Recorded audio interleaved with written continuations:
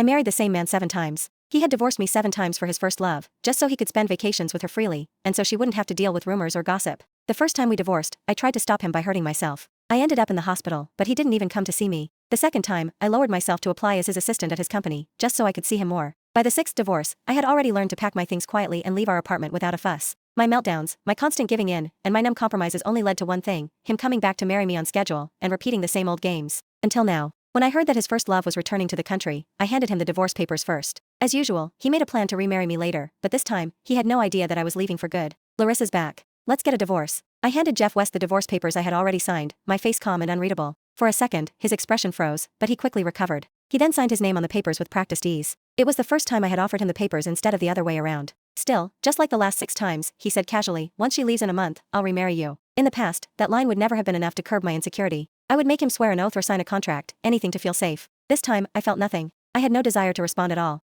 "Helen, are you even listening to me?" Jeff frowned, clearly annoyed by my silence. I just nodded. "Yeah." But my hands kept moving, folding clothes and packing them neatly into boxes. When Jeff said he would remarry me, he always meant it. Everyone in the business knew him as a man who kept his word. We didn't seem like a real couple anyway. We were like 2 business partners with a contract that needed renewal, signing 2 papers every once in a while, one for marriage, and the other for divorce. By now, I had signed 13 papers. I remembered him saying at our wedding that he would never betray me during our marriage. And he hadn't. After the divorce, he was free to be with anyone he wanted. The only cost was that I became the kind of person everyone in the social circle knew could be summoned or dismissed at his whim. But today, my calmness seemed to throw him off. He could vividly remember how I had behaved during our divorce in the past. I had been hysterical, even self-destructive. Now, he watched me pack efficiently, faster than ever, and he looked a little unsettled. Maybe this time, I should move out instead. I slammed the large suitcase shut with a thunk, cutting him off. I already told my friend I'd stay at her place for a few days. Jeff seemed to have thought of something, and his face darkened even further. "You're not planning to sneak into my office again, are you? Pretending to be an assistant just to spy on me? Can't you do anything for yourself? Are you so lost without a man?" I understood what he was doing immediately. He just didn't want me showing up at his office, disturbing him and Larissa Osborne.